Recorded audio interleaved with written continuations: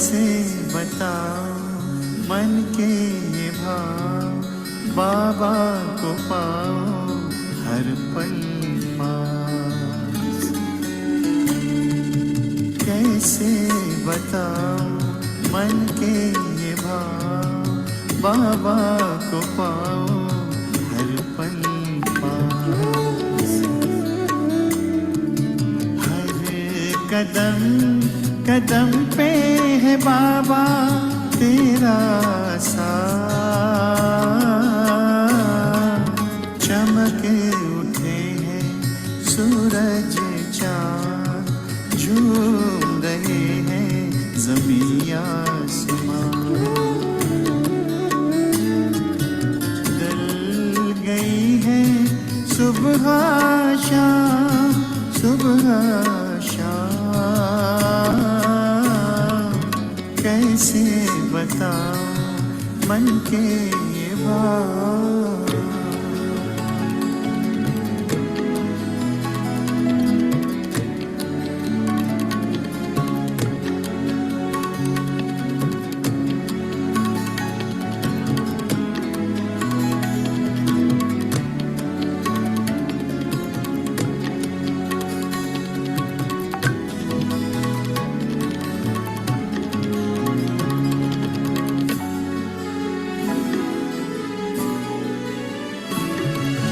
तेरी छवि है निराली,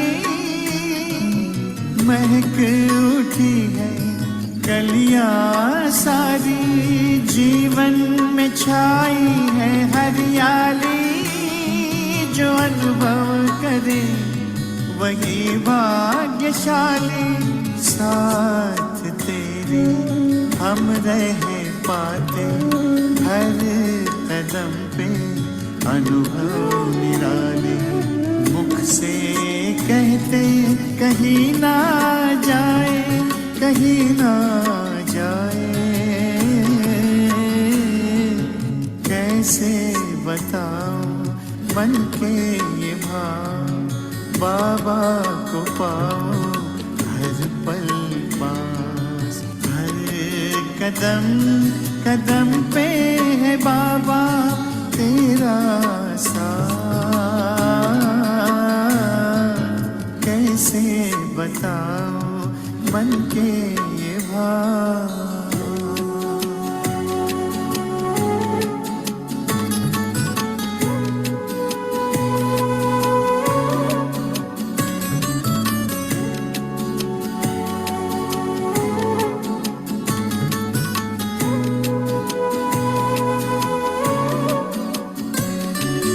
मधुबन का कण कण भी बाबा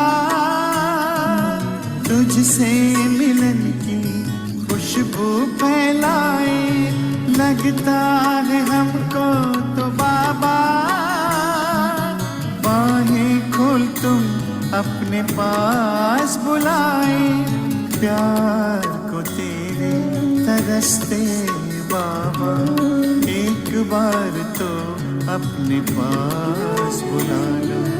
दिल में यही बस है आस लगाए, आस लगाए। कैसे बताऊं मन के ये भाव, बाबा को पाओ हर पल पास। हर कदम कदम पे है बाबा तेरा साथ।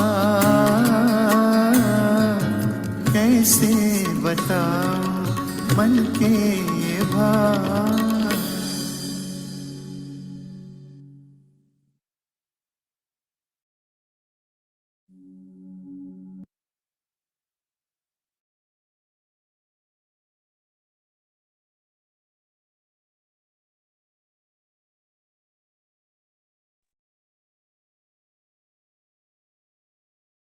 ओम शांति। तो आज हम सभी मिलके साथ साथ एक होमवर्क भी करेंगे, राइट?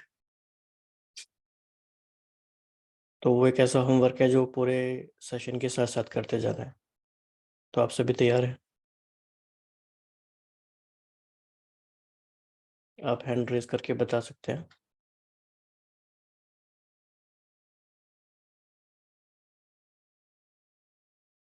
हाँ जी, थैंक यू। वो होमवर्क ये है कि बाबा ने आज मुरली में जो भी बताया है और जो भी हम अभी मिलके रिवाइज करेंगे, उसको हमें 3 पार्ट्स में डिवाइड करते जाना है।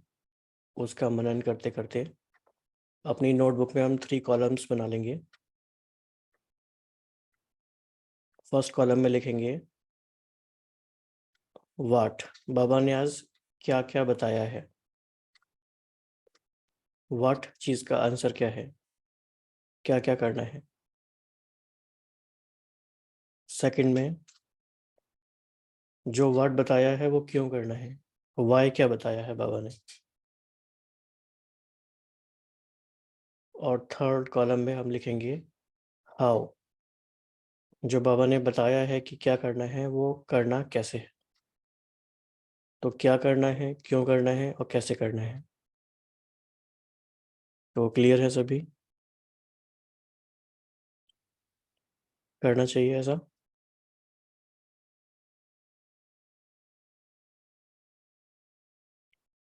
फिर बीच बीच में और आखिर में भी पूछेंगे कि क्या बताया, वो क्यों करना है और कैसे करना है।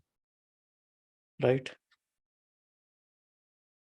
आप चैट बॉक्स में यस लिख सकते हैं। ओके, ठीक है जी। क्योंकि बहुत सारी गहरी बातें हैं, अगर कोई फ्रेमवर्क हम यूज़ ना करें तो बहुत सारी बातें फिर रह जाएंगी।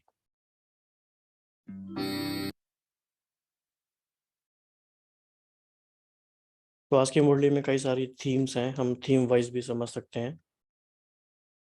तो मैं मुरली की पहली थीम है स्नेह। बाबा ने कहा कि चारों ओर के सभी बच्चे स्नेह की भुजाओं में ऐसे समा जाते हैं। कैसे समा जाते हैं, आप हैंड रेज कर सकते हैं बोलने के लिए भी। We will unmute you. चारों ओर के बच्चे कैसे समझ आते हैं।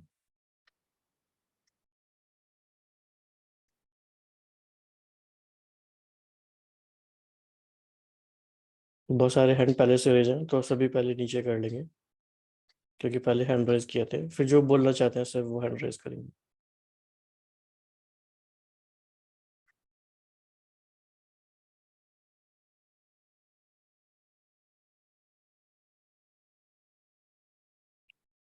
हाँ जी, चारों ओर के बच्चे,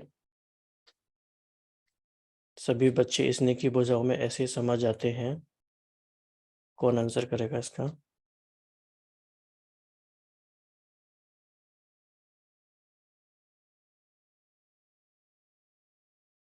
सभी हैंड नीचे करना पहले अपना एक बार।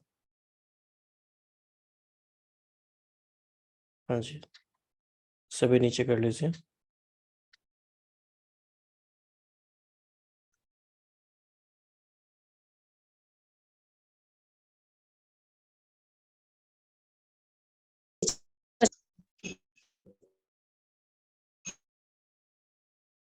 हाँ जी, ये तो सिर्फ बाबा की सिर्फ छत्र छाया है।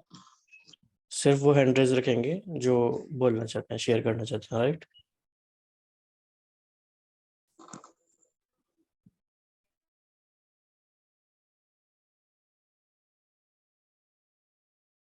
ओके। चलो अभी धीरे धीरे अभ्यास होगा आपको, आगे बढ़ते हैं। जैसे नदी सागर में समा जाती है, स्नेह की भुजाएं, स्नेह का सागर बेहद है।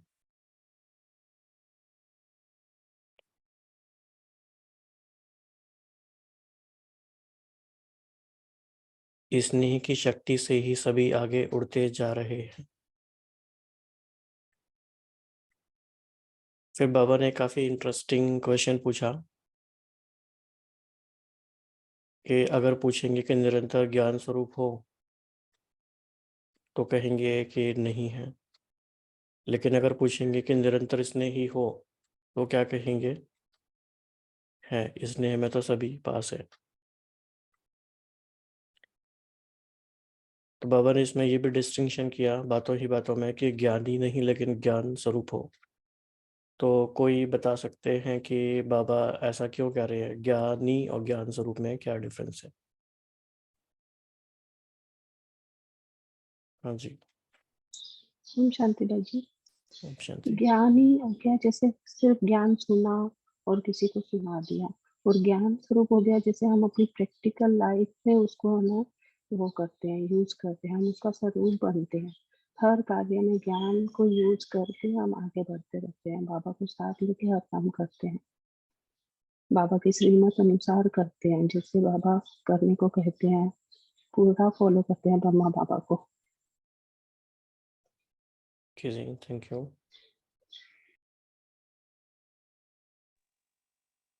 ओम शांति भाई जी। ओम शांति। हाँ, ज्ञान स्वरूप और ज्ञान पे मैं अपना खुद का उदाहरण बताऊंगी कि पहले तो मैंने बहुत सारा ज्ञान सुना, लेकिन अब मुझे ऐसा लगता है कि अब मुझे इसका स्वरूप बनना चाहिए।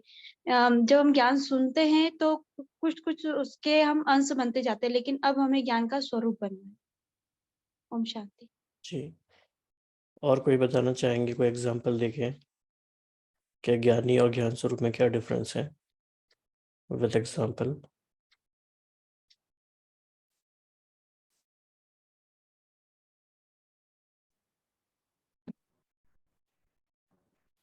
Om Shanti.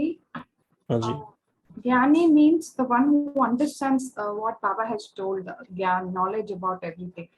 But the Gyan Swarup is wherever the Gyan, in every situation, when you have to use Gyan, you use it in every appropriate situation, whatever Gyan you have received from Baba. That is Gyan Swarup. Right. ओम शांति। तो हाँ जी। एक example से बताएंगे कि जैसे एक माँ अपने गुरु के पास लेके जाती बच्चे को, बोलती है कि ये मीठा बहुत खाता है तो आप इसको कुछ बोलिए। तो गुरु कहता है कि अच्छा ठीक है, 3 महीने बाद आना। तो वो फिर 3 महीने बाद आती है तो वो उसको बोलता है कि बेटे मिठाई नहीं खाया करो, ज्यादा मीठा नहीं खाया करो, अच्छा नहीं होता है। तो माँ वो पजल, ये क्या है, ऐसे कैसे, ये तो आप 3 महीने पहले भी बोल सकते थे। तो ही सेड कि नहीं, उस समय मैं भी बहुत मीठा खाता था तो मैं नहीं बोल सकता। तो ये ज्ञानी और ज्ञान स्वरूप का अंतर। जी, बहुत ही अच्छी सी शॉर्ट स्टोरी में हमने समझा कि ज्ञानी और ज्ञान स्वरूप में क्या डिफरेंस होता है।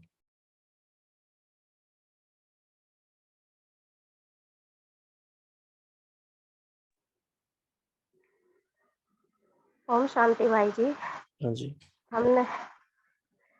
हमने ज्ञान सुना और ज्ञान सुना दिया, अब बहुत ज्ञान सुना लिया। अब हमें उसका प्रैक्टिकल स्वरूप में दिखाना है कि हम शक्तिशाली आत्माएं, ज्ञान स्वरूप आत्माएं। अब ये स्वरूप बन के दिखाना है, सुनाना दिखाना तो बहुत हो गया। ओम शांति। राइट।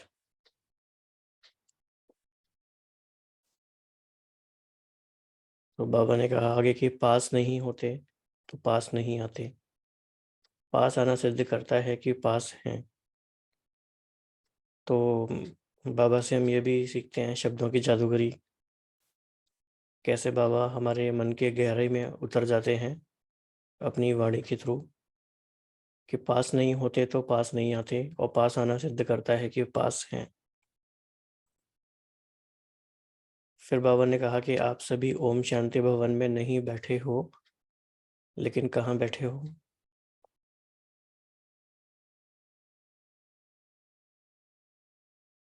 हाँ जी।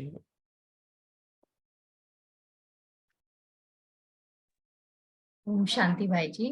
बाबा ने कहा कि आप सभी दिल तख्त पर हो, कोई नैनों पे नूर है तो कोई दिल तख्त नशीन है।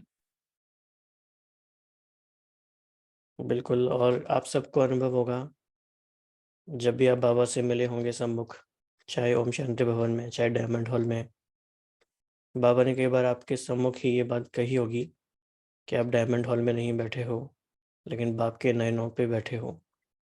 तो सोचो कितनी नशे की कितनी बड़ी बात है कि भगवान सामने बैठ के खुद कहे कि तुम मेरे नैनों पर बैठे हो, और बाप तुम्हें नैनों पे बिठा के वतन में ले जाएंगे। तो मुरली पढ़ते पढ़ते हमें अपने ये सारे एक्सपीरियंसेस भी याद आते जाने चाहिए कि बाबा हमें कितना ऊंचा उठाते हैं, कितना सम्मान हमारा जगाते हैं।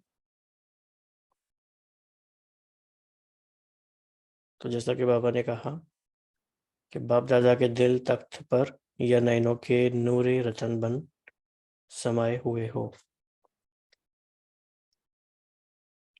एक एक शब्द बाबा जो मुरलियों में बोलते हैं, बाबा ने उसके पीछे भी बहुत विस्तार बताया हुआ है कि बाप दादा के दिल तख्त नशीन कौन होते हैं, नैनों के नूर कौन बच्चे होते हैं।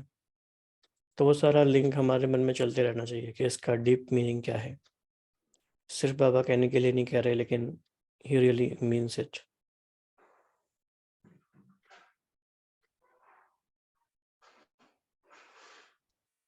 नेक्स्ट थीम पर आते हैं।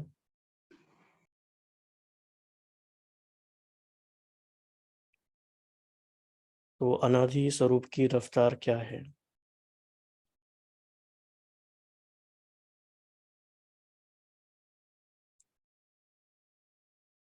आत्मा की गति को कोई अभी तक ना पकड़ सका है, ना पकड़ सकता है।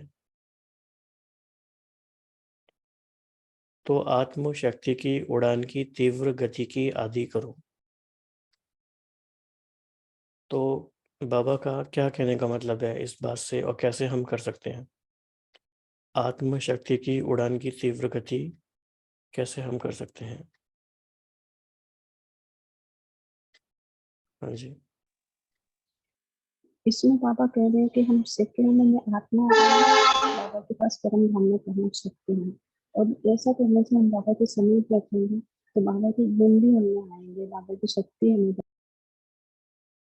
अच्छा, आप में से जो भी भाई बहन शेयर करते हैं, तो शेयर करने से पहले आपको ध्यान रखना है, you have to make sure कि आपका माइक आपके पास है और आपकी क्लियर वॉइस आनी चाहिए, लाउड आवाज़ आनी चाहिए, ताकि क्लियरली सभी को सुनाई दे।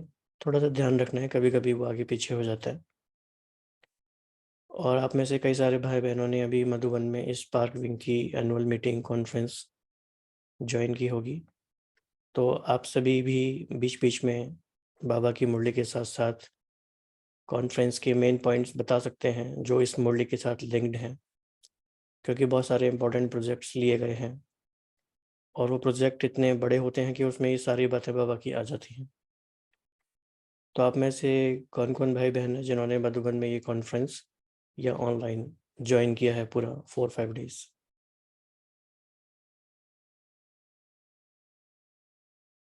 ओके, राखी बहन, कविता बहन,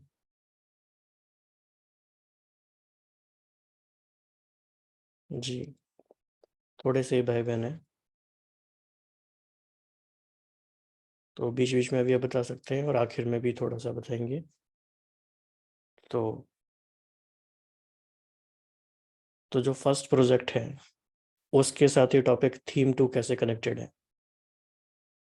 आत्मशक्ति की उड़ान की तीव्र गति की आदि करो, और हमारा जो स्पार्क विंग का फर्स्ट प्रोजेक्ट है, तो बता सकते हैं क्या कनेक्शन है।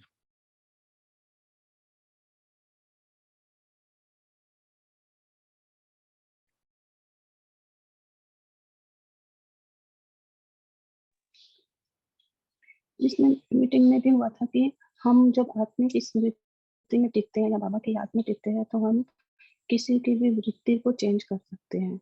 संबंध संपर्क में जो वातावरण है उसको भी हम परिवर्तन कर सकते हैं, हम क्या भी कर सकते हैं। इतनी पावरफुल स्थिति है ये आत्मिक स्थिति। जी, तो प्रोजेक्ट 1 का नाम क्या है।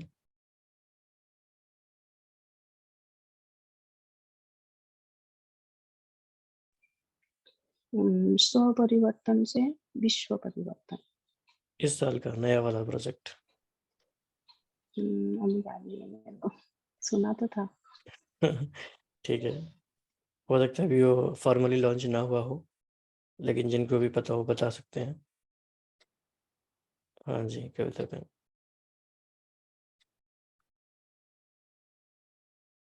नहीं, अचानक के पेपर में एवर रेडी रहना, पहला प्रोजेक्ट ये है। हाँ जी। बाकी सेकंड थर्ड फोर्थ बताएंगे।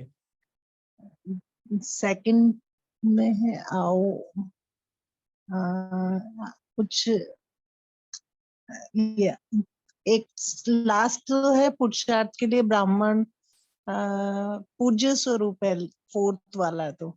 जी और जी सेकंड थोड़ा सा भूल रही हूँ भाई जी, अभी 2 मिनट में बता। हाँ जी, कोई बात नहीं, you can take your time.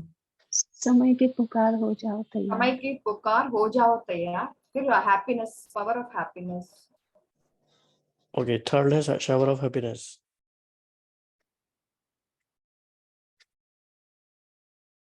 Okay, आप लोग इस पे थोड़ा सा रिसर्च कर लीजिए, फिर डिस्कस करेंगे। तो फर्स्ट प्रोजेक्ट है अचानक और एवर रेडी। तो उसके लिए हमें क्या चाहिए? आत्मशक्ति की उड़ान की तीव्र गति चाहिए। तो चाहे स्वपरिवर्तन में, चाहे किसी की भी वृत्ति परिवर्तन में, चाहे वायुमंडल परिवर्तन में, चाहे संबंध संपर्क के परिवर्तन में, अभी तीव्र गति लाओ।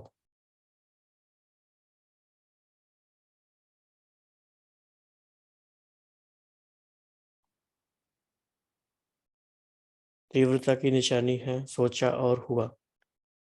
बाबा ने बहुत ही कम शब्दों में टू द पॉइंट बात बता दी। तीव्रता की निशानी है सोचा और हुआ। तो सोचने में और होने में गैप है या कितना गैप है वो हम देख सकते हैं, और वो गैप कम होता जाए, कम होता जाए, और फिर सोचा और हुआ। तो ये बाबा की डेफिनेशन है। फिर बाबा ने कहा कि व्यर्थ का जोश क्या करता है? सत्यता का होश और यथार्थता का होश समाप्त कर देता है। तो क्या मीनिंग है इसका? बाबा क्या कहना चाह रहे हैं? कोई इसमें बताएंगे? व्यर्थ का जोश सत्यता के होश को और यथार्थता के होश को समाप्त कर देता है।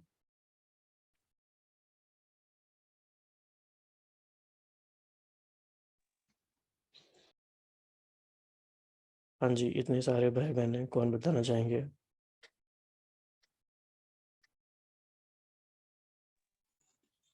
जब हम व्यर्थ में जाते हैं ना, तो बाबा यहाँ कहते हैं हम एक पल के लिए भूल ही जाते हैं कि हम श्रेष्ठ ब्राह्मण है, हमारा ये जीवन श्रेष्ठ है। तो हम जो मन में आए वो बोलते जाते हैं। फिर कुछ पल के बाद हमें रियलाइज होता है कि हमें ये करना नहीं चाहिए था, हमें तो बाबा ये श्रीमत नहीं देते हैं। तब बाबा की मत हमें बाद में याद आती है। तो हम व्यर्थ में अपना बहुत समय, संकल्प, शक्ति सारी गवा देते हैं।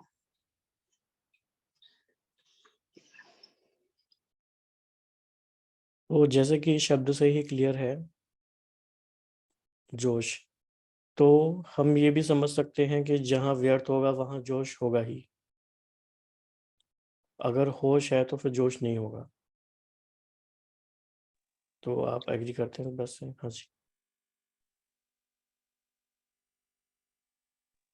भाई जी, सत्यता का मतलब यहाँ ये भी कह सकते हैं कि आत्म अभिमानी स्थिति।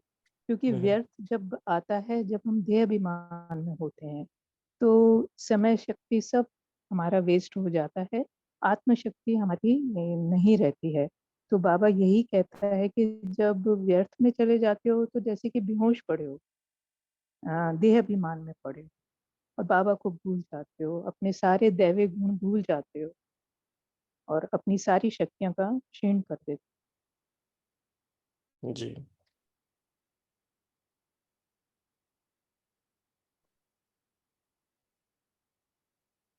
तो फिर बाबा ने कहा कि व्यर्थ की अविद्या स्वरूप बनो।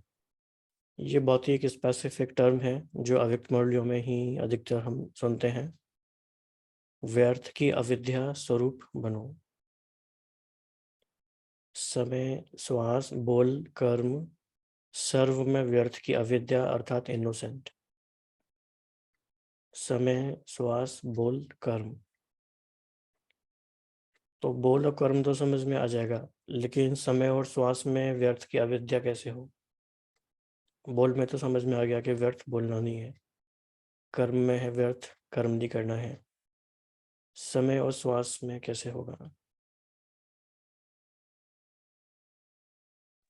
तो श्वास अगर जब हम व्यर्थ वाला, जैसे अभी इसके ऊपर पहले डिस्कस हो रहा था, तो जब जोश में रहते हैं तो हमारी श्वास भी एक्स्ट्रा चलती है, तो वो भी हमारी फिर श्वास व्यर्थ जा रही है। तो अगर उससे भी जब हम किसी भी, क्योंकि जब विकार आता है तो श्वास का ऊपर नीचे होता है, तो फिर वो श्वास हमारी व्यर्थ होती जाती है। तो अगर हम व्यर्थ से बिल्कुल ही इनोसेंट हो जाएंगे, अविद्या हो जाएगी तो इनोसेंट हो जाएंगे। यहाँ पर एक बात और कि जैसे एक बच्चा जो होते हैं, जो बच्चे होते हैं, जो उनको कहते हैं इनोसेंट है, तो और जो नेक्स्ट लाइन बाबा ने बोली कि दिव्यता अपने आप ही आ जाती है, महसूस भी होती है और होती भी है। तो वो भी इसीलिए क्योंकि बच्चा भी तो पूरे समय कर्म कर रहा है, लेकिन क्योंकि विकार नहीं है, व्यर्थ नहीं है, इसके लिए वो चीज इनोसेंट है, इनोसेंस है वहां पे, और दिव्यता है। हाँ जी, बहुत इंटरेस्टिंग पॉइंट है ये। हाँ जी दीप्ति ओम बहन। ओम शांति भाई जी। समय और श्वास से जो मुझे अंडरस्टैंडिंग हुई है कि अगर हमारे संकल्प में भी व्यर्थ, क्योंकि बीज तो संकल्प है, हर चीज का बाबा बताते हैं कि संकल्प ही बीज है, फिर उसके बाद वाणी और कर्म आता है।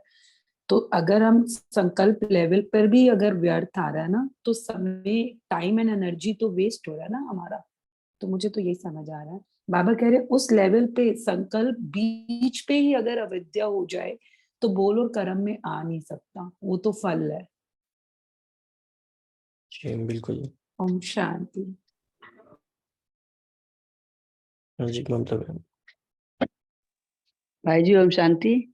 समय को हम इस तरह से भी ले सकते हैं, जो मेरे को समझ आ रहा है, जैसे हम सेंटर जाने के लिए तैयार हुए हैं, हम बाहर निकल रहे हैं, अचानक कोई है ना बातें करती हुई मिल गई, ला 2 मिनट सुन ही लेती हूँ, चली जाऊंगी सेंटर, हम खड़े हो जाते हैं, बातें सुनते रहते, टाइम पता ही नहीं पड़ता, गपशप में आधा घंटा निकल गया, टाइम में क्या करूंगी जाके, क्योंकि हमें समय हमारे व्यर्थ में निकल जाता है वो। तो ये अवेयर करनी पड़ती है। तो हम बच्चों की निकलता नहीं है, लेकिन ये मतलब बताने, मतलब एग्जाम्पल था, इस तरह से समय हमारा व्यर्थ भी जा सकता है। ओम शांति। जी तो बाबा हमें बिल्कुल ही नेक्स्ट लेवल पे ले जाते हैं कई चीज़ों में। कुछ मुरलियों पहले, शायद 2-4 महीने पहले ही मुरली में आया होगा, आप सभी को याद होगा। बाबा ने कहा था कि जिस चीज़ से जितनी प्राप्ति होनी चाहिए, अगर उतनी प्राप्ति नहीं करते तो भी व्यर्थ के खाते में चला जाता है। एक तो है कि एब्सोल्युटली हमें पता चल रहा है कि ये नेगेटिव है या व्यर्थ है। दूसरा बाबा कह रहे हैं रिलेटिव रूप से व्यर्थ। मान लीजिए कि 1 घंटे में हमने योग युक्त स्थिति से कुछ अपनी आंतरिक कमाई की, लेकिन हम उसका कर सकते थे डबल, और हमने उतना अच्छी स्थिति में नहीं किया, हमारा योग साधारण हुआ, तो ये भी बाबा कहेंगे आपका व्यर्थ के खाते में काफ़ी टाइम चला गया, क्योंकि जितनी प्राप्ति हो सकती थी उतनी नहीं हुई, साधारण हुई। तो बाबा का बिल्कुल एकदम नेक्स्ट लेवल पे ही सारी चीज़ें हैं ये, तो वो भी हमें समझना है। फिर जब इस तरह की स्थिति हो जाती है और व्यर्थ की अविद्या हो गई, तो दिव्यता स्वतः ही सहजी अनुभव होगी और अनुभव कराएगी। कितना डीप महावाक्य है ये। यानी जब समर्थ संकल्प है, समर्थ समय है, समर्थ सब कुछ है, तो डिविनिटी अंदर से खुद फील होने लगेगी, हमें भी और औरों को भी।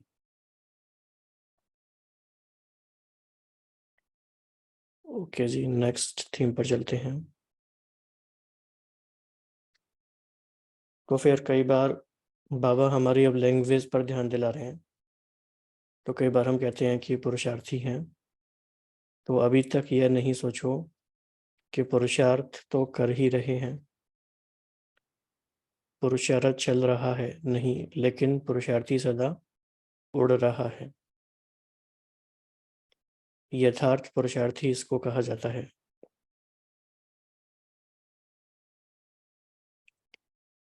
पुरुषार्थ का अर्थ यह नहीं है कि एक बारी की गलती बार बार करते रहो और पुरुषार्थ को अपना सहारा बनाओ। अब ये कितनी इंटरेस्टिंग बात है कि बहुत सारी बातें ऐसी हैं जिनका हमारे मन में एक मीनिंग है, लेकिन बाबा का जो दिया हुआ मीनिंग है वो अलग है। तो हम ये ऑब्जर्व कर सकते हैं अपने मन में, या नोट भी कर सकते हैं डायरी में कभी कभी, कि जैसे मान लीजिए फरिश्ता स्वरूप, तो मेरे मन में फरिश्ता स्वरूप का मीनिंग क्या है, और बाबा ने जब बताया मुरली में, तो बाबा ने क्या बताया, जैसे कि हर संडे को पता चलता रहता है, या साकार मुरली से पता चलता है। तो क्या होगा कि बाबा के मन में जो उस बात का मीनिंग है और हमारे मन में जो मीनिंग है, वो गैप कम होता जाएगा। तो ऐसे आपको कोई और शब्द याद आ रहे हैं जिनका मीनिंग आपके मन में कुछ और था, लेकिन फिर आपने धीरे धीरे जैसे समझा, तो पता चला कि बाबा कुछ और कहना चाह रहे हैं।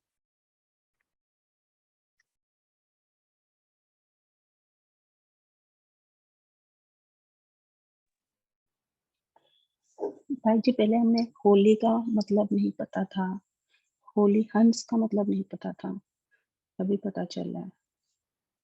जी और पवित्रता की डेफिनेशन जैसे बाबा ने बताई, वैसे तो नहीं पता।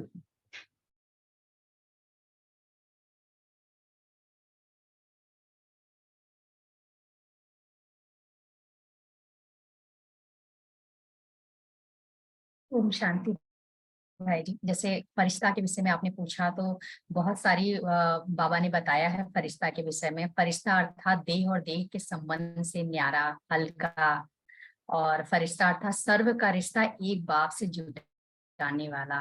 ओम शांति।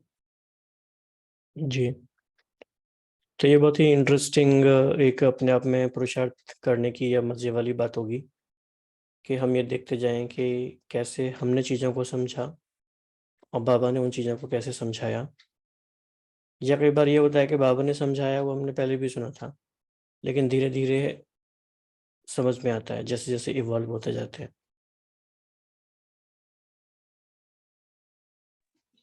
पहले हमें वरदानी मूर्त का नहीं पता था, ऐसे लगता था हाथ उठाते हैं बस उनसे कुछ शक्ति आ जाती है।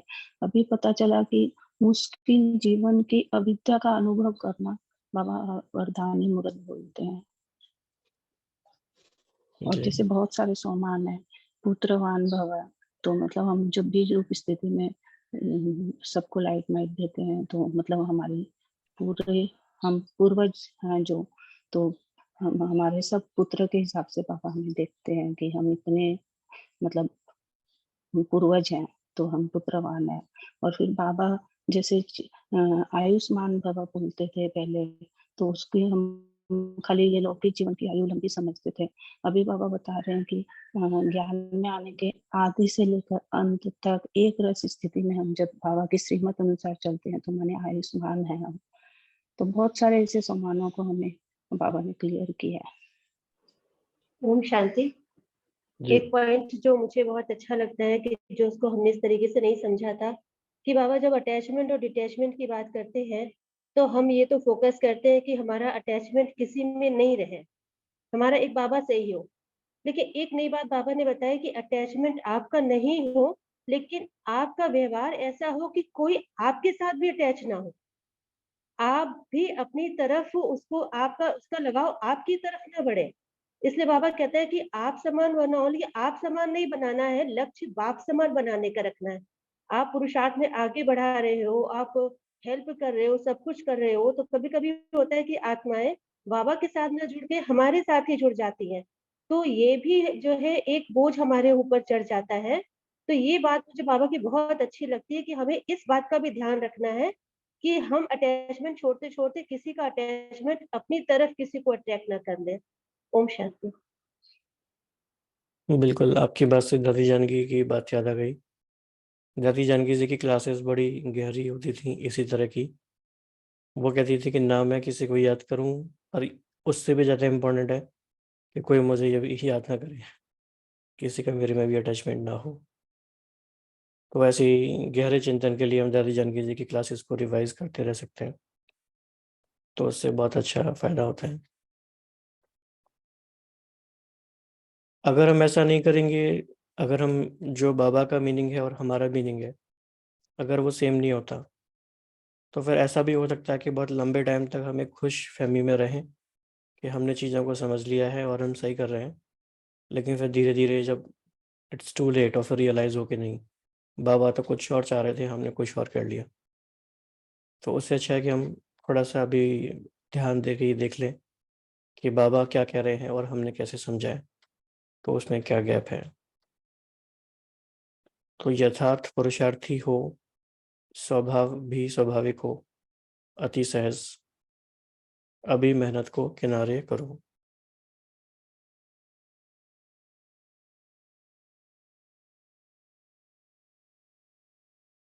नेक्स्ट थीम पर आते हैं। अल्पकाल के आधारों का सहारा जिसको किनारा बनाकर रखा है, ये अल्पकाल के सहारे के किनारे अभी छोड़ दो। जब तक ये किनारे हैं तो सदा बाप का सहारा अनुभव नहीं हो सकता, और बाप का सहारा नहीं है इसीलिए हद के किनारों को सहारा बनाते हैं। मतलब एक विशियस लूप है, एक की वजह से दूसरी चीज हो रही है, दूसरी की वजह से फिर पहली चीज आ रही है। तो अल्पकाल के सहारे क्या क्या होते हैं, क्या हम सबको लगता है? What do we mean by अल्पकाल के सहारे?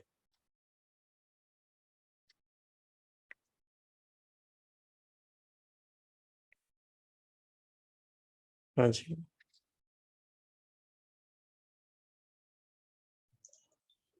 बाबा यहाँ हमें अपने जैसे हम कोई भी वस्तु का या व्यक्ति का या किसी भी तरह का सहारा अनुभव करते हैं कि इसके बिना तो मेरा चलेगा ही नहीं, मतलब बाबा पे पूरा विश्वास नहीं है, तो विश्वास नहीं होने से फिर हम संपूर्ण भी नहीं बनेंगे। तो बाबा बोलते हैं निश्चय बुद्धि विजयंती, जब बाबा पे पूरा विश्वास है, हमें सहारा तो बाबा से, बाबा किसी ना किसी सहारा को हमें बेसहारा कभी होने ही नहीं देंगे। बाबा कोई ना कोई सहारा हमें किसी को किसी निमित्त बना के हमें देते ही हैं।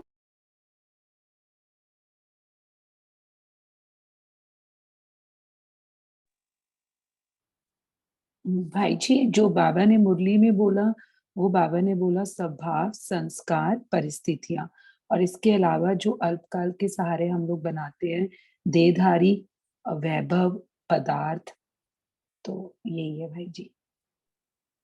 ओम शांति। जितना मुझे आज समझ में आया कि बाबा अल्पकाल का सहारा कह रहे हैं, तो मैंने ये महसूस किया कि सबसे ज्यादा जो अल्पकाल का सहारा हम लेते हैं वो एक्सक्यूज का लेते हैं, बहानेबाजी का लेते हैं, कि जहां भी हम अलबेले होते हैं, पुरुषार्थ में कमजोर होते हैं, धारणाओं में कमजोर होते हैं, तो हम बहुत जल्दी एक्सक्यूज देने लगते हैं। बात ऐसी थी ना, ऐसा था, ऐसी सिचुएशन थी तो ऐसा तो करना था, इस सिचुएशन में ऐसा हो गया। तो अगर हम ये एक्सक्यूज का सहारा छोड़ करके अगर दृढ़ संकल्प को धारण करें, तो फिर हम किनारा छोड़ के बाबा को पकड़े रह सकते हैं। ओम शांति। तो काफी डीप सब्जेक्ट है ये। अगर हम ये पूछें अपने आप से कि बाबा को क्या प्रॉब्लम है, अल्पकाल के आधारों का हम सहारा ले रहे हैं तो क्या प्रॉब्लम है? बाबा क्यों चाहते हैं कि हम सहारा ना लें?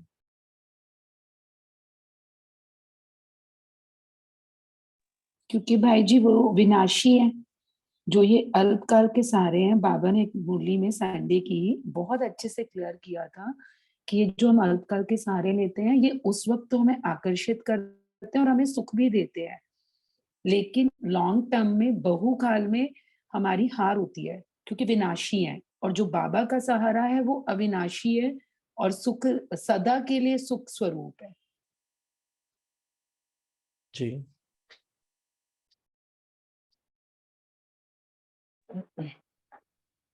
ओम शांति। बाबा हमें जो सिखा रहे हैं वो पूरा एक कल्प के लिए सिखा रहे हैं। पूरा एक कल्प हम अपने जीवन को उस पथ पर चला सके, इसलिए सिखा रहे हैं। वो सर्व ज्ञान बाबा दे रहे हैं हमें, वैसा प्रैक्टिकल बना रहे जैसे खूबसूरत जीवन हम पूरे कल्प में बिता सके। हालांकि अभी जो अगर हम ये अल्पकाल के सहारे को अपना बनाने की कोशिश करें, मतलब उनके ऊपर, दूसरों के ऊपर, देहधारियों के ऊपर डिपेंडेंट होना शुरू करें, तो फिर लिमिटेड, सबका तो मानसिक रूप लिमिटेड है, सबका अलग अलग है, सबका चिंतन अलग है, संकल्प अलग है, सबका सोच अलग है, डिसीजन अलग है, सब कुछ अलग अलग है। तो मैं अगर लूं किसी से तो मैं कंफ्यूज हो जाऊंगी। डिफरेंट एक एक कोई भी डिसीजन अगर मुझे किसी से लेना है, 3-4 जन को पूछ लिया, 3-4 जन 3-4 किस्म का उत्तर देंगे, तो उसमें मैं मेरा क्या होगा, मैं कंफ्यूज हो जाती हूँ। तो ये कंफ्यूजन ना रहे, पूरा क्लैरिटी रहे हमें, जो कि एक केवल बाबा के ही पास हमें मिलती है, वैसा ही हमें उस रास्ते को ही उसीलिए बाबा चुनने को कहते हैं। अल्पकाल को नहीं चुनने को मतलब मना करते हैं बाबा, अल्पकाल के सहारे को होल्ड करने को मना करते हैं। ओम शांति। जी, बहुत ही अच्छा आपने एनालिसिस बताया इसका कि कैसे हमें अल्पकाल के सारे कन्फ्यूजन की तरफ ले जा सकते हैं। बिल्कुल, बहुत ही अच्छा आपने शेयर किया। शुक्रिया भाई जी। ओम शांति भाई जी। हाँ जी। मेरे को समझ आता है जैसे अल्पकाल का सहारा मतलब पहली बात तो ये कि जैसे हम किसी से सहारा लेते हैं तो हम डिपेंड हो जाते हैं।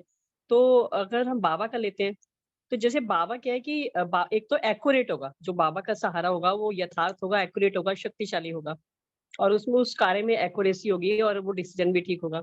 और फिर उससे मुझे कॉन्फिडेंस पड़ेगा कि मेरी कैपेसिटी मतलब बाबा मेरी कैपेसिटी को डेवलप कर रहे हैं कि भी आपके पास अगर कुछ भी चीज़ आता है या आपको किसी चीज़ का सहारा क्यों ले रहे हो? अगर आपको कुछ चाहिए तो वो चीज़ आप डिसीजन जो भी लेना है या जो कार्य करना है, तो वो आप खुद कैसे कर सकते हो? मतलब हमारी वो शक्ति को डेवलप करता है बाबा किस तरह से कर रहे हैं। तो इसलिए कैसे बाबा कह रहे हैं क्योंकि इंडिपेंडेंट आपको रहना है, आगे जाके बाबा नहीं होगा साथ में। तो बाबा इसलिए वो हमारी स्थिति को ऊँचा बनाना चाहता है।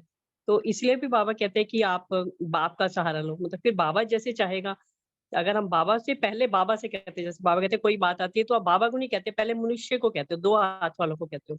तो अगर बाबा को कहेंगे, तो बाबा जैसे ठीक समझेगा कि इनको किससे कहलवाना है, ये किससे समझाना है ये वाली बात। तो फिर वो मुझे ठीक होगा कि आगे के लिए मुझे वो गाइडेंस मिलेगी या मेरी कैपेसिटी ऐसी हो जाएगी कि मुझे यथार्थ समझ में आएगा कि मुझे क्या करना चाहिए। ओम शांति। बिल्कुल, बहुत ही अच्छा।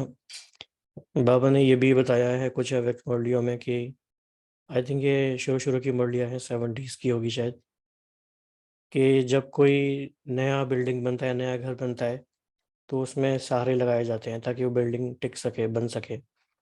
पर जैसे-जैसे वो घर मज़बूत होता जाता है, तो वो सहारे टेम्पररी जो होते हैं, निकाल दिए जाते हैं।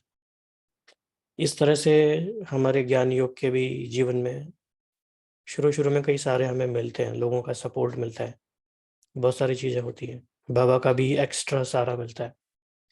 धीरे-धीरे फिर बाबा चाहते हैं कि हम सेल्फ डिपेंड बनें, खुद के पैरों पे खड़े हों और ना कि हम सहारा माँगे बल्कि हम सहारे देने वालों की लाइन में आएँ।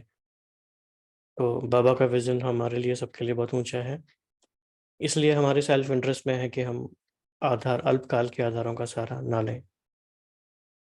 फिर बाबा ने आगे कहा कि चाहे अपने स्वभाव संस्कारों को, चाहे परिस्थितियों को, जो किनारे बनाए हैं, ये सब अल्पकाल के दिखावा मात्र धोखे वाले हैं। बहुत ही डीप है ये महावाक्य।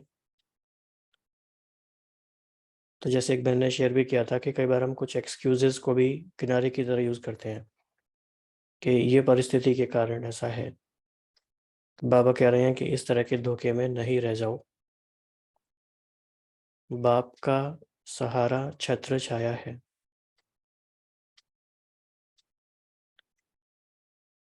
अभी कुछ दिनों पहले भी मुरली में ऐसे ही एक बहुत अच्छा महावाक्य आया था। किसी को याद है तो बताएँगे? छत्र छाया के बारे में बाबा ने क्या कहा? बाबा छत्र छाया है और बाबा ने हमारे लिए भी कुछ ऐसा ही कहा था। तो जिनको याद है वो बताएँ।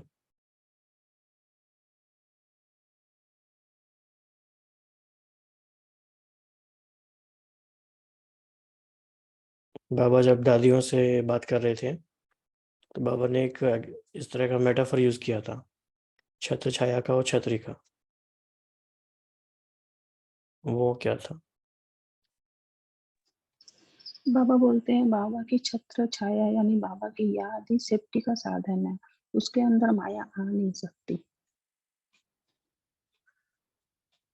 बाबा छत्र छाया है और बाबा ने बच्चों के लिए क्या कहा?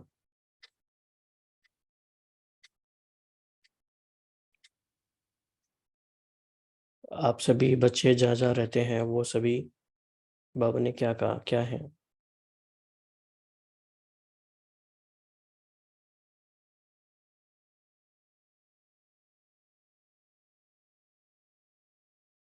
हाँ जी, किसको याद आ रहा है, कौन बताएंगे?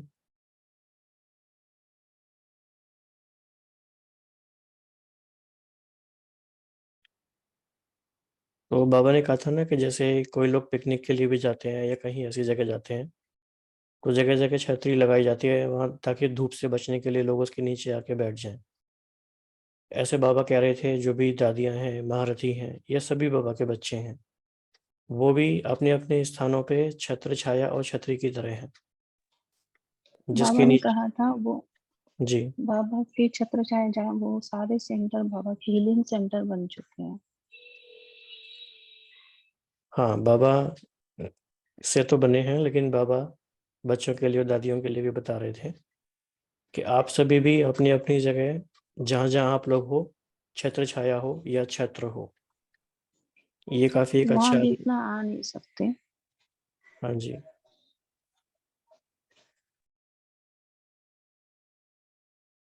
हाँ जी, आप पूर्वज आत्माएं भी सबके छत्र छाया हो, आप सब जहाँ रहते हो वो शिवालय हैं।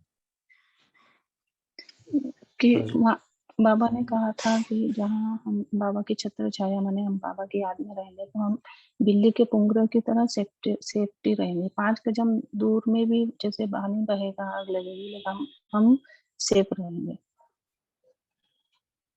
हाँ जी। ओके जी, नेक्स्ट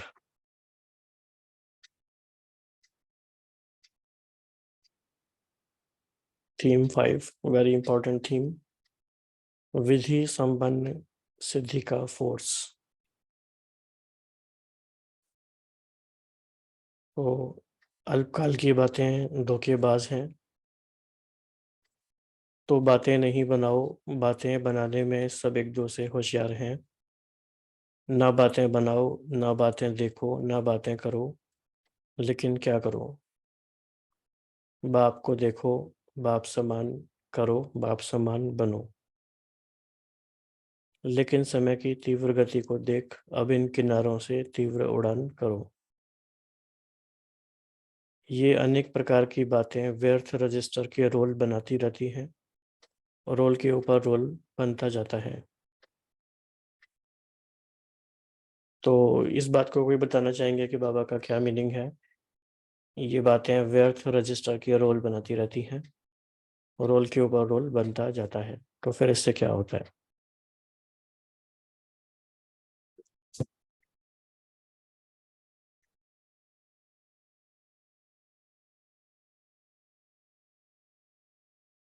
मेजोरिटी सुनने में इंटरेस्टेड है।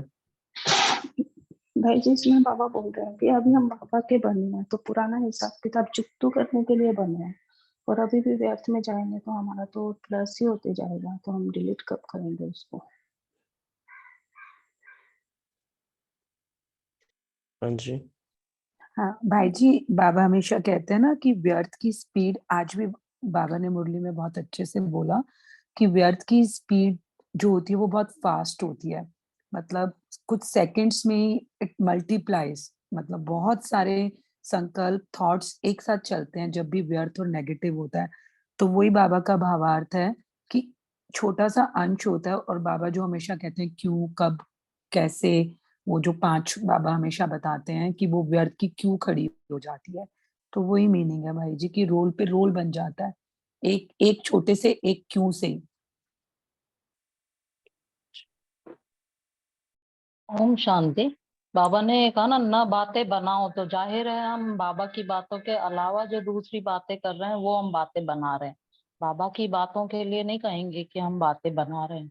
और ना बातें देखो, देखने में आ गया कि हम जब भी दूसरों को देख रहे हैं उसका कोई ना कोई अवगुण ही देख रहे हैं, क्योंकि जब हम विशेषता देखेंगे तो हम ये नहीं कहेंगे कि हमने बातें देखी।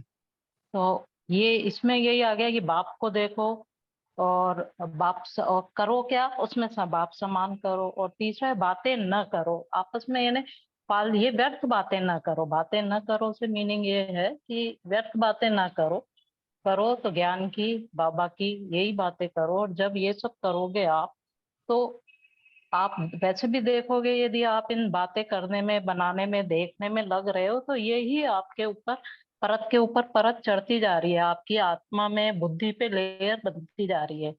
इसी को बाबा ने रजिस्टर का रोल बनता जा रहा है कह रहे हैं। जबकि बाबा कहते हैं बुद्धि की लाइन क्लियर रखो। ओम शांति। ओम शांति भाई जी। बाबा कहते हैं ना कि कुछ दाग इतने गहरे होते हैं कि मैं मिटाने आता हूँ और कपड़े ही फट जाते हैं। बाबा ने साकार मुरली में परसों कहा था। तो अगर दाग गहरा होता जाए, एक दिन लग गया, फिर लग गया, फिर लग गया, और हम मिटाएंगे नहीं तो सचमुच वो कपड़ा फट जाएगा। तो बाबा यही कह रहे हैं कि एक व्यर्थ बात आई, जो आई उसको हम संकल्प लेवल पे ही अगर कट कर दें बाबा के ज्ञान से, तो फिर रोल का रोल नहीं बनेगा, क्योंकि वो भारी बनाता चला जाता है। ओम शांति। ओम शांति। बाबा बोलते हैं कि ये व्यर्थ की बातें एक के साथ पीछे सारी आती जाती है, और ये रोल जैसे चाहे जैसे एक माला बन जाती है, एक रोल बन जाती है। और जब हम कई बार होते हैं बाबा को लेटर लिखने बैठते हैं तो यही व्यर्थ बातें लिखते रहते हैं। तो कई मूलियों में बाबा ने ये भी बोला है कि सिर्फ ओके लिख दो, उसमें भी मुझे समझ आ जाता है कि तुम्हारी क्या स्थिति है। तो वो बाबा के पास भी हम जब लिखने बैठते हैं तो कई बातें व्यर्थ लिखे जा रहे हैं कि ऐसा क्यों, ये क्यों। तो ये व्यर्थ को रोकने के लिए बाबा बोले कि बस ओके कर दो, बहुत है। ओम शांति। जी, अभी आगे बढ़ते हैं। तो बहुत समय आप माइक बने, अब माइक औरों को बनाओ, आप माइट बनो। बादलों को देख घबराओ नहीं, ये बातें ही बादल हैं, सेकंड में क्रॉस करो। एक तरफ है रिद्धि सिद्धि का फोर्स और आपका है विधि संपन्न सिद्धि का फोर्स। तो ये बहुत इंपॉर्टेंट है कि विधि से सिद्धि मिलती है, अर्थात सफलता मिलती है। रिद्धि सिद्धि है अल्पकाल की और विधि से सिद्धि है सदा काल के लिए। नेक्स्ट थीम पर आते हैं। बाप दादा अभी ऐसा ग्रुप चाहता है जो सदा मनसा में, वाणी में, बोल में, संपर्क में, जो ओटे सो अर्जुन। बातों को नहीं देखे, दूसरों को नहीं देखे, दूसरों का व्यर्थ नहीं सुने, बस अलौकिक जन। तो अर्जुन के बाबा ने दो मीनिंग बताए, जो ओटे सो अर्जुन और अलौकिक जन। संकल्प, बोल और कर्म सब में अलौकिक दिव्यता की झलक हो। तो मुझे बनना है, मैं अर्जुन हूँ। ये एक अफर्मेशन भी हो गया और क्लैरिटी भी हो गई। क्योंकि जो निमित्त बनते हैं उनका सूक्ष्म वायुमंडल वाइब्रेशन जरूर फैलता है। तो इस बात का कोई एक्सपीरियंस आप शेयर करना चाहेंगे कोई भी, कि आपकी स्थिति से कैसे सूक्ष्म वायुमंडल वाइब्रेशन बना और फिर कुछ उससे हुआ?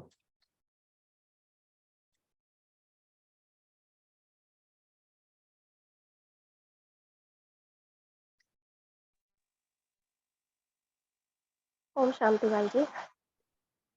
जैसे कि मेरे कुछ हिसाब किताब घर में बनते हैं, तो कोई कुछ कहता है ना, तो जैसे मैं दुखी होती हूँ तो उससे वायुमंडल मेरा खराब हो जाता है और वही उन आत्माओं तक पहुँचता है। और मेरा मूड जब सही होता है तो मैं वो वायुमंडल को अच्छा बनाने की सोचती हूँ और उनको भी दुआएं देती हूँ कि नहीं, ये आत्मा अच्छी है, इनका मेरा हिसाब किताब है, चलो चुकतू हो रहा है।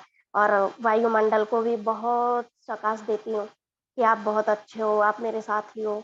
तो वो जो हवा वायुमंडल जो फैलता है वो उन आत्माओं तक पहुँचता है, उनके गुस्से को भी शांत करता है, मेरा मूड भी बहुत अच्छा हो जाता है। ये सूक्ष्म मैंने अपना देखा हुआ है। ये वाइब्रेशन फैलाओ, जैसे फैलाओगे वैसा ही वायुमंडल बनता है। ओम शांति।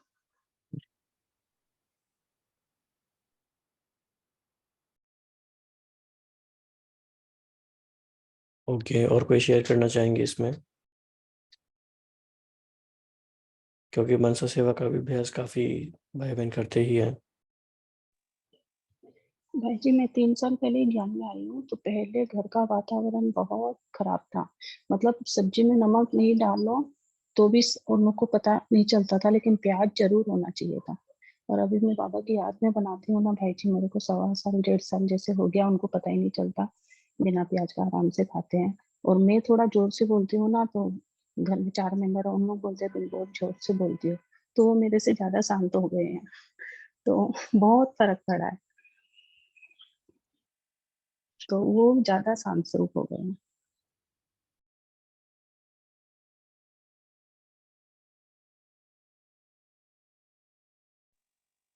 ओम शांति।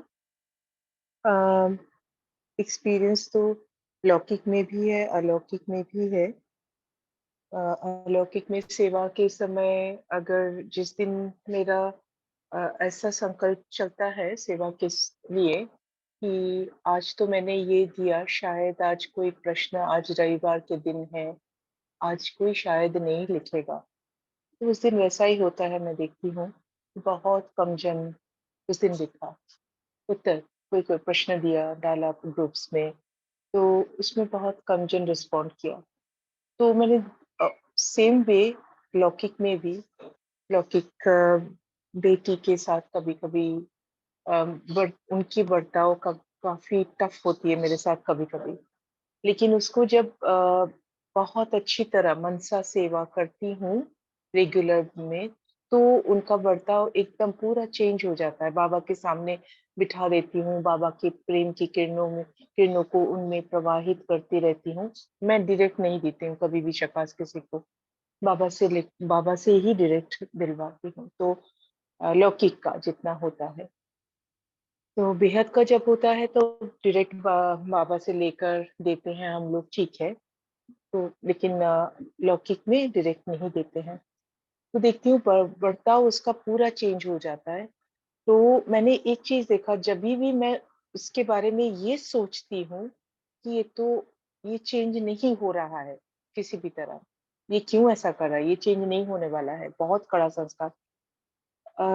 तो देखती हूँ वो उसका बर्ताव बुरा होता है। लेकिन जब भी सोचती हूँ ना बाबू बहुत अच्छा हो गया, ये सब हुआ, तो फिर पूरा उसका मतलब मेरी सोच के साथ वो जो चेंज होना, नहीं होना बहुत ज़्यादा इफ़ेक्ट करता है। तो मैंने इसीलिए पूरा वो जो नेगेटिव सोचना, उसको पूरा कंट्रोल कर लिया। करके अभी सोचती हूँ सब कुछ जैसा होगा, जो ड्रामा में है वैसा ही होगा, उसको ड्रामा को एक्सेप्ट करना और साथ ही साथ ये भी करना कि उन सब के बारे में बहुत पॉजिटिव सोचना कि सबके कोई प्रॉब्लम होंगे, इसलिए शायद ये नहीं कर रहे, ठीक है सब कर लेंगे। सब जी। तो दादी जान की बहुत बातें याद आती हैं जब ये सारी बातें सुनते हैं। तो दादी जी के क्लासेस में कितनी बार ये सुना है कि चाहे किसी भी देश में जब नए सेंटर स्थापित करनी थी, सेवाओं के लिए गए या भारत में कहीं भी, तो दादी का सबसे पहला फोकस ये होता था कि उस स्थान को जाके हमें वहाँ का सूक्ष्म वायुमंडल कैसा बनाना है। आप सबने भी कई क्लासेस में सुना होगा।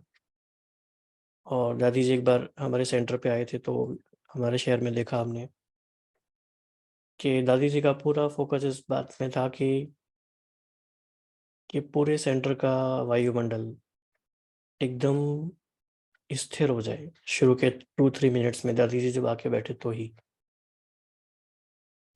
कोई हलचल नहीं हो, कहीं भी नहीं हो, किसी भी तरह की नहीं हो। तो दादियाँ इसीलिए हैं क्योंकि उनका इतना सूक्ष्म अटेंशन रहा चीज़ों पे कि जिस स्थान पे भी जहाँ भी है वहाँ का वायुमंडल और दूर-दूर तक वायुमंडल कैसा है। हाँ जी। ओम शांति भाई जी। कुछ समय पहले थोड़ा घर में ऐसी परिस्थिति थी कि थोड़ा बंधन था, तो पूरा घर का वायुमंडल भी थोड़ा नेगेटिव था। तो उसी बीच में मैंने बच्चों को स्कूल छोड़ने जाना था, तो सेंटर जाके, उस दिन गुरुवार था, घर वालों को नहीं बता के चुपचाप सेंटर जाके भोग लेके वापस आए घर। तो ये फील हुआ वो सेंटर की स्थिति, उस सेंटर के वायुमंडल का भाव, और वो घर आके एकदम देखा कि सब तरफ नेगेटिविटी, तो इतना फर्क दिखाई दिया। तो पता चला कि कहाँ हम सब जब बैठ के क्लास करते हैं, योग करते हैं, उस जगह के वायुमंडल में और जिस घर में थोड़ा नेगेटिविटी चल रही होती है, उस वायुमंडल में कितना फर्क होता है। मतलब वो वाइब्रेशन, वो आज भी जब याद करते हैं तो कितना ऊंची वाइब्रेशन में होके आई थी मैं, तो मुझे अभी तक भी वो फीलिंग आता है। तो ये हमारे सेंटर्स पे हमारी मुरली और हम सब लोगों का जो एक संगठन का वायुमंडल होता है, उसका बहुत एनर्जी हाई होती है। ओम शांति भाई। बिल्कुल बिल्कुल। ओम शांति। यहाँ पे ये बात कहूंगी कि जैसे सेंटर का वाइब्रेशन तो है, लेकिन बाबा ये भी कहता है कि अगर परिवार का एक सदस्य ज्ञान में चल रहा है तो वो घर का वायुमंडल बहुत अच्छा हो सकता है।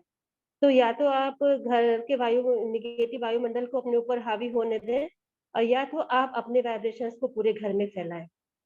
तो आप उसके लिए सम्मान ले सकते हैं कि मैं इस घर की इष्ट देवी हूँ, और आप उस नेगेटिविटी को काट सकते हैं। बाबा ने इतनी पावर हमको दी है और हमें बस उसको यूज करना आना चाहिए। बाबा को यूज करना आना चाहिए, इसीलिए बाबा कहता है बातें नहीं देखो, बाबा को देखो बस, तो वो शक्तियां हमारे अंदर आएंगी। ओम शांति। हाँ जी, आगे बढ़ते हैं अभी। ओके, कुछ आप कहना चाहते हैं? हाँ, ये जो सिस्टर ने कहा अभी कि हम, मेरे घर में एक मेंबर अगर रहता है, बाबा के ज्ञान में चलता है, तो कैसे वायुमंडल चेंज किया जा सकता है, इसका बहुत अच्छा मतलब महसूस था मुझे, हर वक्त होता है। और एक पर्टिकुलर समय में तो बहुत ही ज्यादा हुई थी, जो जब भी लौकिक में हमने अपने युगल ने शरीर छोड़ा जब उन्होंने, तो उसके बाद घर में एक बहुत टर्स एक माहौल सी तैयार हो गई थी मेरी लौकिक बेटी के साथ और मैं। तो मैंने ये करना शुरू किया, भट्टी करना शुरू किया। मैं शांत स्वरूप आत्मा हूँ, जैसे कि रोज 3000 बार करके, तो 21 दिन में 63,000 टाइम्स मैं शांत स्वरूप। इतना वायुमंडल, इतना सुंदर, इतना शांत, जैसे कि अपनी खुद की आवाज तो चेंज हो गई, उसकी भी पूरा घर में जैसे कि वाइब्रेशन हो रहा था, मुझे महसूस हो रही थी वो वाइब्रेशन। तो उस हर आत्मा को तो महसूस होगी ही जो इतने अशांत, क्योंकि वो बच्चों ने भी अपने पिता को खोया, नेचुरली वे भी बहुत तकलीफ में थे, लेकिन आउटबर्स्ट नहीं हो रहा था, इसलिए चिड़चिड़ापन, दुख, कष्ट, बात बात में लड़ाई झगड़ा, ये सब हो रहा था। तो ये जब मैंने किया भट्टी, बहुत अच्छा मुझे रिजल्ट मिला। तो ये सूक्ष्म में जो हम लोग प्रैक्टिस करेंगे अगर जितना ज्यादा, उसका जो एक असर होता है वो डेफिनेटली वायुमंडल को बिल्कुल परिवर्तन कर देता है। ओम शांति।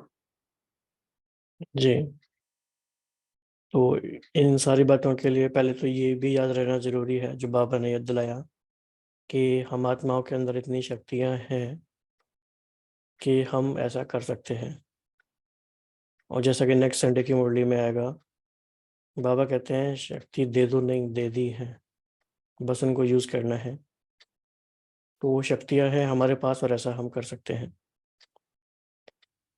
तो बाबा फिर उसका कॉन्ट्रास्ट बता रहे हैं कि ये तो चलता ही आता है, ये तो होता ही रहता है, ये वाइब्रेशन भी कमजोर बनाता है। दृढ़ संकल्प करो तो दृढ़ता सफलता को अवश्य लाती है। नेक्स्ट थीम देखते हैं। तो फिर क्या करना है, क्या नहीं करना है? कमजोर संकल्प नहीं उत्पन्न करो।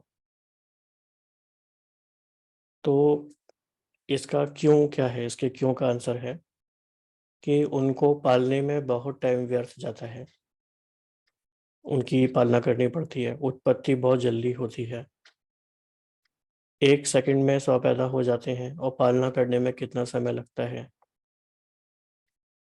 मिटाने में मेहनत भी लगती है और समय भी लगता है। और बाप दादा के वरदान व दुआओं से भी वंचित रह जाते हैं। बाबा ने एक अव्यक्त मुरली में ये भी एग्जाम्पल बताया है कि मान लीजिए एक घर में 10 बच्चे हों और रिसोर्सेज उतने ही हों, और एक घर में 2 बच्चे हों और उतने ही रिसोर्सेज हों, तो किन की पालना अच्छी होगी, 2 बच्चों की या 10 बच्चों की? तो ऑब्वियसली 2 बच्चों की पालना अच्छे से होगी। क्यों? क्योंकि रिसोर्सेज ज़्यादा बंट नहीं रहे, फिर डिवाइड नहीं हो रहे। 2 बच्चों पे अटेंशन देके हम उनकी पालना अच्छे से कर सकते हैं। इसीलिए हमेशा ये इक्वेशन है कि संकल्प कम है तो ही शक्तिशाली है। जितने ज़्यादा संकल्प होंगे फिर वो वीक हो जाएंगे, क्योंकि हर एक संकल्प को हम नर्चर करने के लिए उतनी एनर्जी दे नहीं सकते। और क्या क्या होता है, सर्व की शुभ भावनाओं की दुआओं से भी वंचित रह जाते हैं।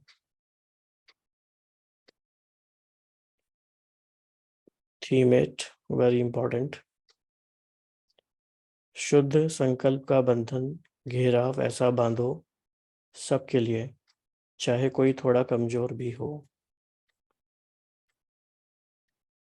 उनके लिए भी ये शुद्ध संकल्पों का घेराव एक छत्र छाया बन जाए, सेफ्टी का साधन बन जाए, किला बन जाए। शुद्ध संकल्प की शक्ति को अभी कम पहचाना है।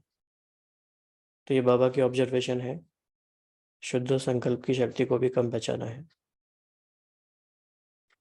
और हर संडे को भी जो योग का प्रयोग होता है उसमें हम सभी ये अनुभव कर रहे हैं कि शुद्ध संकल्प की शक्ति को कैसे हम पहचानते जाएं और यूज करते जाएं। एक शुद्ध व श्रेष्ठ शक्तिशाली संकल्प क्या कमाल कर सकता है, इसकी अनुभूति इस वर्ष में करके देखो। तो ये हमारे लिए होमवर्क भी है, या कह सकते हैं कॉल टू एक्शन भी है, कि एक एक संकल्पों से क्या क्या हो सकता है, एक श्रेष्ठ शक्तिशाली संकल्प से क्या हो सकता है, इसकी अनुभूति इस वर्ष में करके देखो। तो आप में से कोई शेयर करना चाहेगा बहुत शॉर्ट में 30 सेकंड में कि किसी भी श्रेष्ठ संकल्प का आपने कैसे एप्लीकेशन किया?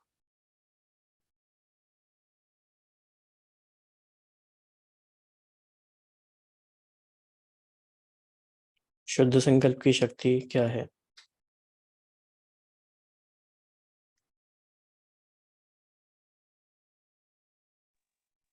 ओम शांति भाई जी। हाँ जी। मेरी डॉटर है, वो 10th में है, तो थोड़ा वो 9th में उसका कॉन्फिडेंस लेवल कम था, तो उसी बच्ची ने अपने आप ही एक संकल्प लिया है कि मैं पावरफुल सोल हूँ और मैं सक्सेसफुल हूँ और मैं इंटेलिजेंट हूँ। तो भाई जी इसके साथ साथ जैसे उसने वो संकल्प लिए हैं, तो अपने आप उसके चारों तरफ ऐसे कुछ अच्छे टीचर्स मिल गए हैं, कुछ अच्छे लर्निंग की उसको अपने आप समझ आने लगी है कि मुझे इस तरह से करना है, मुझे इस तरह से करना है। तो वो जो संकल्प उस बच्ची ने लिया है, तो वो संकल्प के आधार से अब जैसे बाबा उसकी हेल्प करने के लिए चारों तरफ से कुछ ना कुछ उसके सामने ला के रख रहे हैं, और उसका वो कॉन्फिडेंस अपने आप बिल्डअप हो रहा है। तो ये हमारे संकल्पों की शक्ति की पावर है। ओम शांति।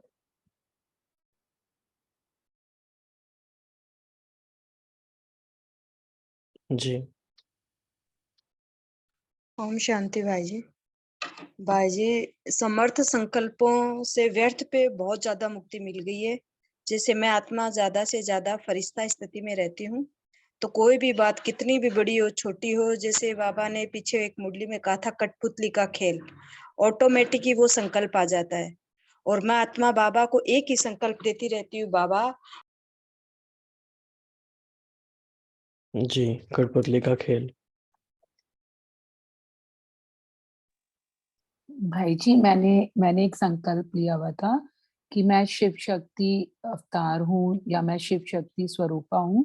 तो इससे ये मदद मिली कि जो बाबा शक्ति गुण देते हैं उसके अंदर निर्भयता, तो वो मेरे अंदर डेवलप्ड हुई कि कैसी भी सिचुएशन आ जाए, पहाड़ जैसी भी, तो मैं उसमें बिल्कुल भी नहीं डरी। निर्भयता का मतलब मेरे अंदर गुण मैंने अपने अंदर फील किया। और बाबा की श्रीमत के हिसाब से, जैसे बाबा कहते हैं ना कि पहाड़ भी फिर पहले राई बन जाएगा और राई से रुई बन जाएगा। तो वो मैंने अनुभव किया भाई जी। जी। तो आप सोचिए कि हमने जब इतने कम एक्सपेरिमेंट किए हैं, तो इतने अनुभव किए हैं, और हम बाबा की सारी बातों पे अगर हम एक्सपेरिमेंट करने लगे तो बहुत ही जल्दी हम सारे अनुभव कर सकेंगे। शांति भाई जी, अच्छा। रिसेंटली मैंने संकल्प का एक प्रयोग किया कि छोटा सा 4 साल का बच्चा, उसको स्कूल जाना था और उसके पापा भी यहाँ पे नहीं थे और मैं अकेली थी, और वो पूरे दिन जाने के पहले पूरे दिन 1 वीक से रो रहा था और लगातार संकल्प ले रहा था, मैं स्कूल नहीं जाऊँगा, मैं स्कूल नहीं जाऊँगा। मुझे पता नहीं उसके संकल्प को कैसे रोका जाए। फर्स्ट डे तो मैं बहुत ज़्यादा ये हो गई, विचलित हो गई कि अब मैं क्या करूँ? फिर मैंने सोचा, जहाँ मैं कुछ नहीं कर सकती हूँ, तो फिर मुझे कुछ करना भी नहीं, बाबा को दे देना है। फिर मैंने बाबा को दे दिया और लगातार उसके सोए रहने पर मैंने विजुअलाइज़ किया कि बाप-दादा उसका हाथ पकड़ के स्कूल ले जा रहे हैं, हँसता हुआ वो जा रहा है और वापस आ रहा है। बाप-दादा ही उसको पढ़ा रहे हैं और मैंने डेली बाप-दादा को थैंक यू कहा, थैंक यू बाबा, बच्चे को मुस्कुराते हुए स्कूल भेजने के लिए। और फिर 2-3 दिन ऐसे करते रही। 2-3 दिन वो रोता रहा स्कूल जाने में, फ़ीवर भी उसको आया, बहुत ज़्यादा वो स्ट्रेस्ड हो गया। जी, बहुत ही अच्छा। तो 2-3 पॉइंट्स और देखते हैं, फिर हम योग के लिए भाई जी के साथ चलेंगे। तो बाबा ने कहा कि पहले अभ्यास में युद्ध होगी, व्यर्थ संकल्प शुद्ध संकल्प को कट करेगा। जैसे कौरव पांडव के तीर दिखाते हैं ना, तीर को रास्ते में ही खत्म कर देता है। तो संकल्प को खत्म करने की कोशिश करेगा, लेकिन दृढ़ संकल्प वाले का साथी बाप है, विजय का तिलक सदा है ही है। अब इसको इमर्ज करो तो व्यर्थ स्वतः ही मर्ज हो जाएगा। व्यर्थ को समय देते हो, कट नहीं करते हो, लेकिन उसके रंग में रंग जाते हो। सेकंड से भी कम समय में कट करो, शुद्ध संकल्प से समाप्त करो।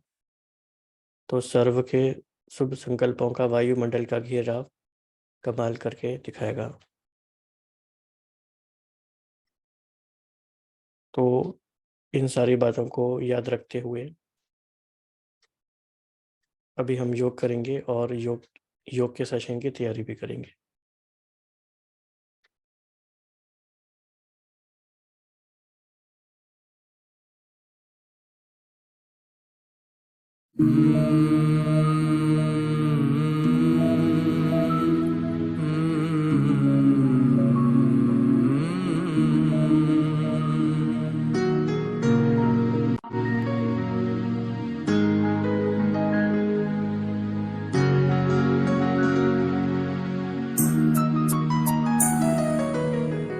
लौट जाऊं मैं रूह बनकर, लौट जाऊं मैं रूह बनकर, अब तो अपने वतन इश्क में डूबा नूरे खुदा के, इश्क में डूबा नूरे खुदा के, ऐसी लागी लगन, ऐसी लागी लगन, लौट जाऊं